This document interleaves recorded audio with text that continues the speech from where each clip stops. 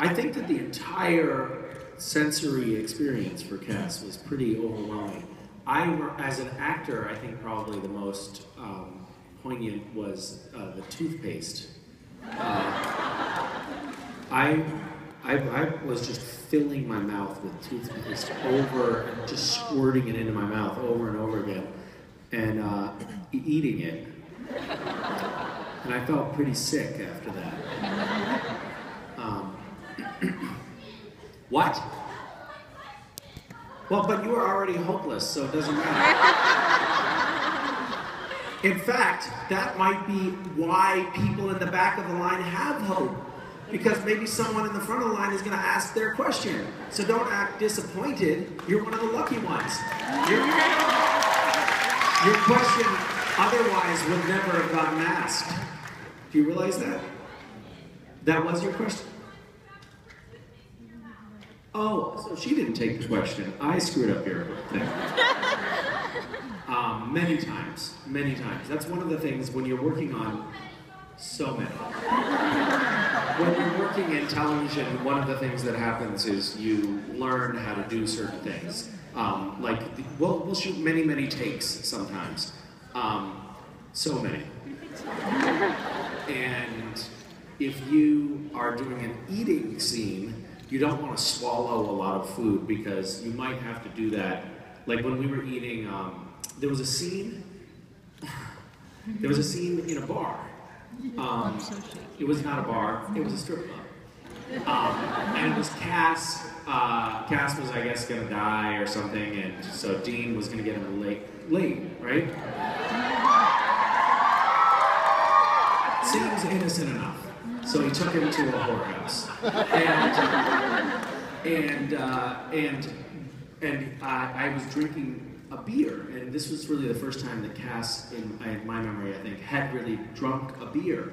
And we were shooting take after take, and each time I kind of thought it was an interesting choice to really just chug the beer, drink the beer. And it wasn't really beer, so that was fine. It was just a liquid, about a pint of liquid. And we drank, we did take after take after take, and I was chugging it each time, and I was trying to go, well, I don't know if I'm gonna make it. I might die.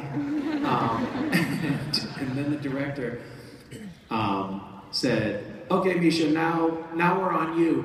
I have an idea. It would be really funny if you really chugged the beer. And the director had been at Video Village watching on the monitors while we shot all this coverage of Jensen, and nobody could see that I was drinking the beer. So, yeah, I almost had internal hemorrhaging for nothing. But that's something that, you know, a more seasoned actor doesn't make that mistake. You parse things out very carefully. Like you don't eat the toothpaste. It's a rookie move. Anyway, I'm sorry that your question got a little bit hijacked by one of the hopeless people. I feel like we got to it anyway, right? Okay, good talking to you. Hi. Hi, Misha. I was just going to start off by saying I watch the show every week with my dad. Actually, leads into a question. So, you obviously There's not a lot of places in the world where you can talk to somebody who has a handle on the end of a donkey jawbone gesticulating around, and it looks totally normal. She's got the first blade here. It's just...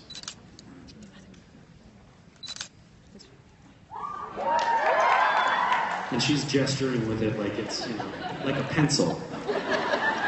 Hi. Hi. So you watch with your dad? Yeah, and you have kids, obviously, and... Is it that obvious? We talked about them, so... Yeah, okay. So every time there's like a sex scene or something incredibly violent, it's kind of awkward. The two of us just like sitting in silence, and I was wondering, well, when are you going to like fully adopt your kids into the show and let them watch it, or are you going to censor some parts of it? Do you wish that your dad censored some parts for you? Well, no, but I'm just saying, like, if your kids are like, oh look, there's, you know, Jensen, and yo, no, he's having sex or something. My kids have seen Jensen have sex many times.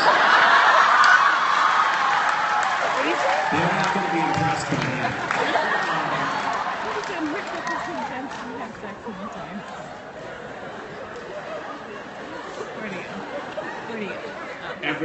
Every time I come up on stage for one of these, I think something along the lines of, please don't say something that you will regret for the rest of your life.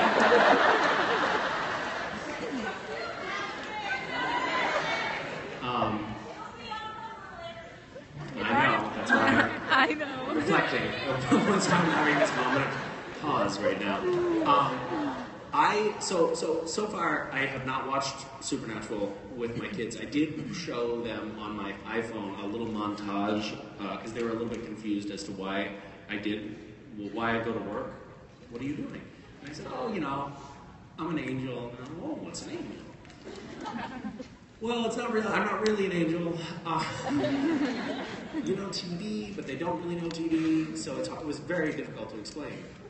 We actually took my son and daughter to go see Annie, the musical, last week, and we've not taken them to a lot of movies. They haven't watched a lot of TV really to speak of, and the entire time, the only thing that West could wrap his head around, he's like, okay, Dad, is this a movie? No, those are real kids up on stage. Oh, okay. Is it a movie now? So it's all very complicated for them at that stage. So I think that like layering on, all of the elements of sex and violence and stuff like that might be a little bit much for them to handle. Also, it would be a lot for me to explain. Like, oh, they're using that bone to chop off a man's head. Why? Why are they doing that? Well, it's just hard to explain to the kids. Why is Uncle Jensen doing that to that poor woman?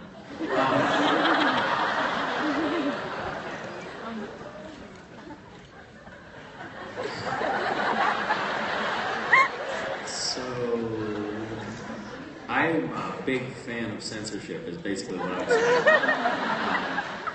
There should be a little button that you can press, a redaction button that just blacks out the screen for times. That would be great. You could watch, your dad should get one of those. I think that it's, well, I took my son to see, or actually I took both of them.